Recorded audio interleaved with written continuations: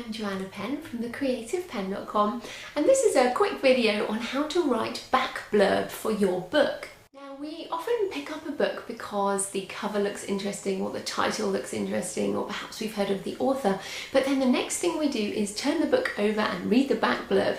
Or if we're online, we scroll down and we read often the same back blurb below the book cover. So the back blurb is really important, and at basics it is a sales pitch. So it can't just be a flat description of what's going on unless it's non-fiction, or even if it is non-fiction, it has to be a sales pitch in a very succinct manner.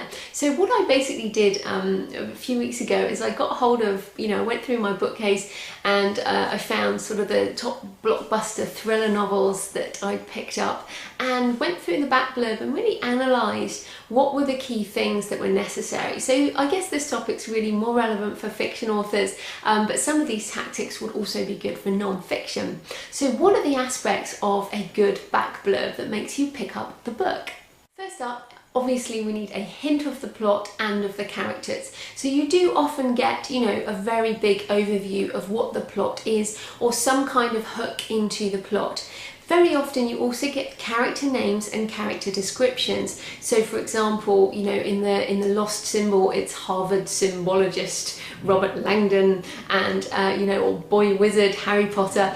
So you pretty much get a descriptor that goes along with a character's name, and that's generally the protagonist's name, or even sometimes the antagonist's name. So pretty much main characters named and tagged in some kind of title that will draw the reader in, and a hint of the plot.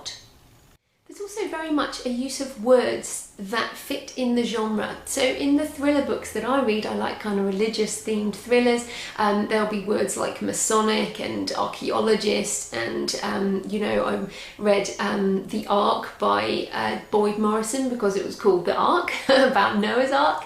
There are words that you can use in your blurb that people will recognise and that resonate with them. Words that people recognise in their genre are words that will turn people on or off. So like, I don't really like vampire books. If there's the word vampire, I'm probably not going to read it, versus someone who absolutely loves vampires. So be very careful with the words you use in that short back blurb, because that will turn people on or off and will really determine whether or not they buy your book.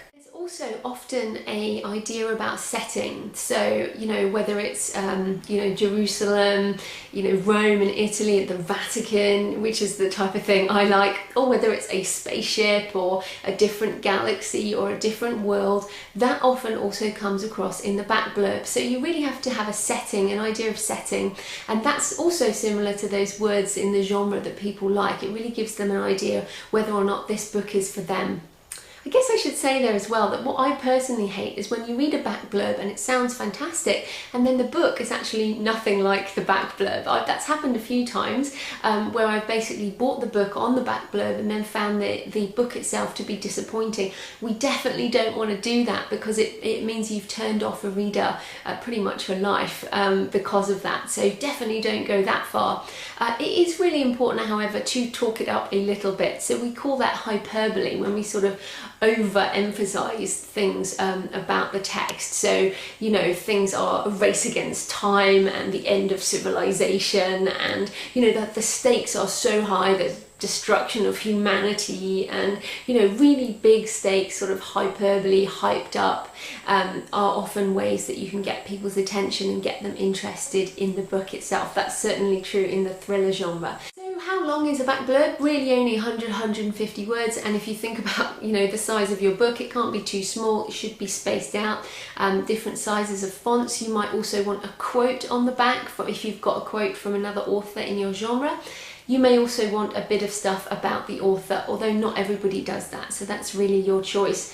You'll also obviously need potentially an author photo, a bit about your publishing house, etc. So you don't have much. Maybe you have 100 words to really sell your book, but definitely it takes some rewriting, some thinking about, but analyse books in your genre to find out what would be a good way to write a back blurb. Pick up the ones that you particularly liked and emulate them, use them as a model. So basically that's what I did for my book Pentecost, and got some pretty good feedback about the back blurb. So yeah, I wish you all the best with that. So I'm Penn from thecreativepenn.com.